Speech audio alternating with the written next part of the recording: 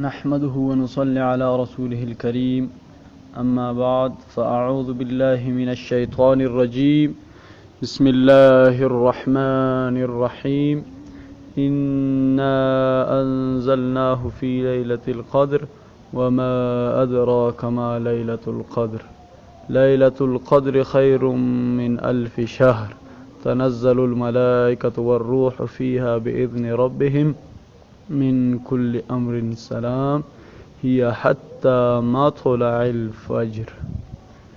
وقال النبي صلى الله عليه وسلم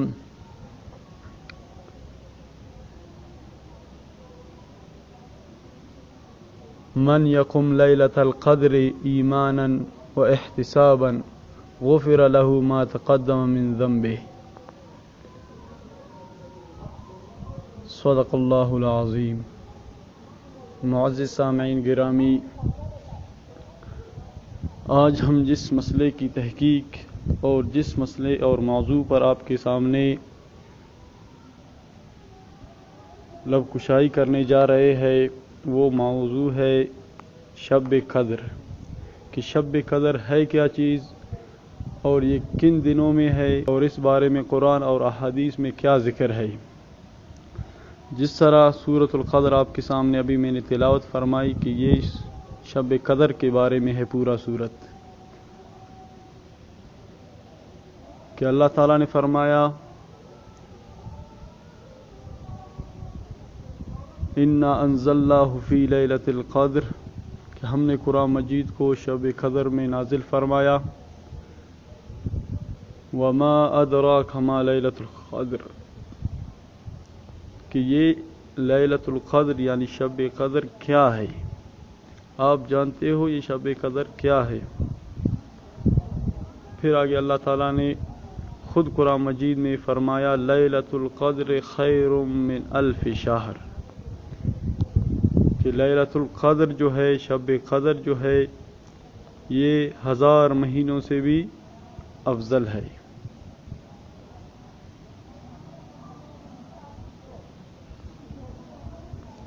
ایک شخص 1000 مہینے عبادت کرے اور ایک شخص صرف شب قدر میں قیام کرے تو اس کا ثواب جو ہے زیادہ ہے.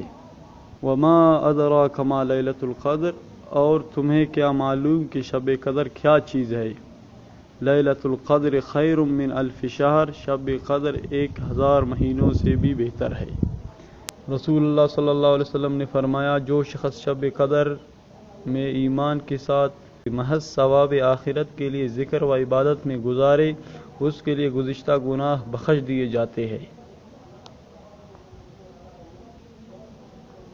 ایک اور حدیث میں ہے کہ نبی کریم صلی اللہ علیہ وسلم اپنے حجرے سے نکلے، لوگوں کو شب قدر بتانا چاہتے تھے وہ کون سی رات میں ہے. اتنے میں 2 مسلمان آپس میں لڑ پڑے.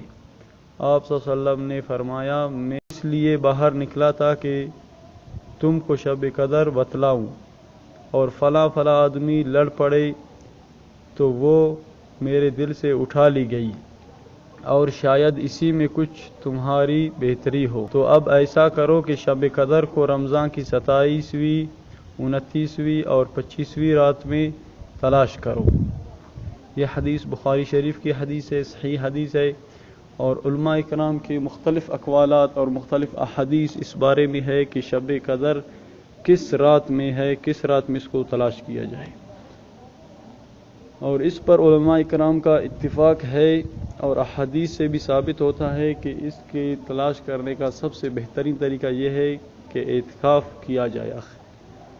رمضان شریف کے آخری 10 دنوں کا اعتکاف کیا جائے، اور معتکف کا بیٹھنا، سونا، کھانا پینا سب جو ہے عبادت میں شمار ہوتا ہے، اور وہ 10 دن اس کے لیے عبادت ہوں گے، اور اعتکاف کا ثواب اسے الگ سے ملے گا، اور شب قدر کا جو ہے ثواب اس میں الگ سے اسے ملے گا.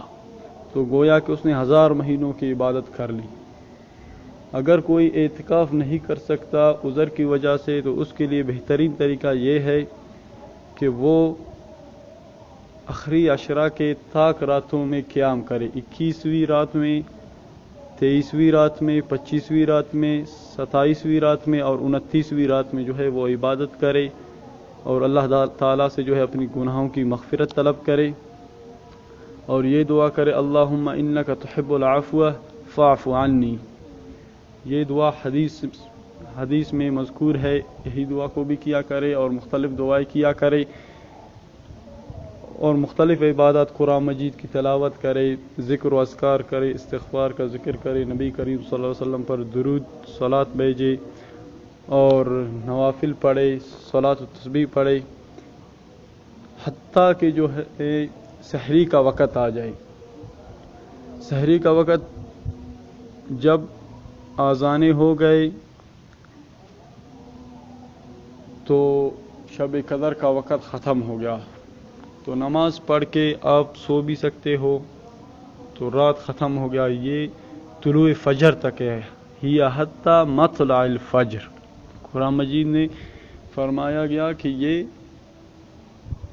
طلوع فجر تک ہے. طلوع فجر کا وقت صبح کی اذان ہے، اس وقت تک آپ عبادت کریں. اور سال میں جو ہے 5 دن جاگنا کوئی بڑی بات نہیں ہے، آپ ان میں قربانی کریں تو انشاءاللہ آپ کو شب قدر کا جو ہے ثواب ملے گا. اور یہی بہترین طریقہ ہے، اگر آپ ان 5 دنوں میں بھی نہیں جاگ سکتے تو کم از کم 23، 25 اور 27 کو جاگیں. 23، 25 اور 27 کو رمضان کے راتوں میں قیام کرے، تب آپ کو بھی ثواب ملے گا.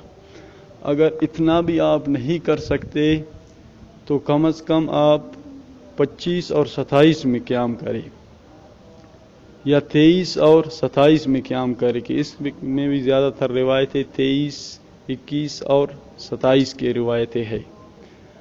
اگر آپ ان 3 دنوں میں بھی قیام نہیں کر سکتے تو کم از کم جو ہے آپ 2 دنوں میں قیام کرے، وہ 23 اور 27 میں قیام کرے آپ، یا 25 اور 27 میں قیام کرے، یا 21 اور 27 میں قیام کرے، جو آپ کو بہتر لگے. جس طرح اس رمضان المبارک میں 23 کی شب میں جو ہے جمعہ کا شب آ رہا ہے، بہت ہی بہترین شب جمعہ ہے اور طاق شب ہے، لیلۃ القدر اسی میں بھی ہو سکتا ہے. اس کو بھی آپ قیام میں گزارے.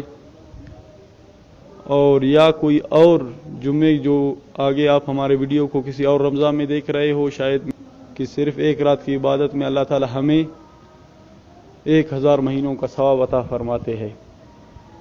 تو یہ ریکارڈنگ کا مقصد بھی یہی ہے کہ آپ لوگوں کو اللہ تعالیٰ شب قدر کی جو ہے تعظیم کرنے کی توفیق عطا فرمائے اور شب قدر کو تلاش کرنے کی توفیق عطا فرمائے. تو آخری بات یہ ہے کہ اگر آپ بالکل نہیں جاگ سکتے تو کم از کم ان 10 راتوں میں سے ایک رات جو 27 کی رات ہے، جس کے بارے میں حضرت کعب احبار رضی اللہ تعالیٰ عنہ نے قسم کھا کر کہا ہے شب قدر رمضان کی 27ویں رات میں ہے، اور نبی صلی اللہ علیہ وسلم نے ہمیں اس کی نشانیاں بتائی اور ہم نے جب تلاش کیا تو وہ ہمیں 27 کو ملا. تو مفہوم اس طرح ہے، تو آپ بھی 27 کو کم سے کم جو ہے آپ 27 کی شب کو عبادت کریں. اگر بہت زیادہ عبادت نہیں کر سکتے، اس رات کی تراویح کو پڑھے اور تراویح کے بعد 1-8 گھنٹہ نفلیں پڑھے، پھر سو جائے، پھر سحری کو ذرا جلدی جاگے، پھر سحری کو ذرا جلدی جاگے اور سحری میں آپ تہجد پڑھے. 1 گھنٹہ پہلے سحری سے تہجد پڑھے، آپ تہجد میں پھر دعائیں کرے، تو سمجھو آپ نے جو ہے اس پوری رات میں عبادت کر دی. امید ہے کہ آپ نے ہماری باتوں کو سمجھ لیا ہوگا، اور ہم بھی آپ کو سمجھا نہیں سکتے کیونکہ ابھی آپ ہمارے سامنے نہیں ہے، اور ہم اس اندازے سے سمجھا رہے کہ ابھی آپ ہمارے سامنے ہو. اللہ تعالیٰ سے ہم دعا کرتے ہیں کہ اللہ تعالیٰ آپ کو دین کی سمجھ عطا فرمائے اور دین کی جو ہے احکامات کو سمجھنے کی توفیق عطا فرمائے اور شب قدر میں قیام کی توفیق عطا فرمائے، اور اللہ تعالیٰ آپ کے مقدر میں شب قدر کو کرے، اور اللہ تعالیٰ آپ کو شب قدر کی قیام کی توفیق عطا فرمائے.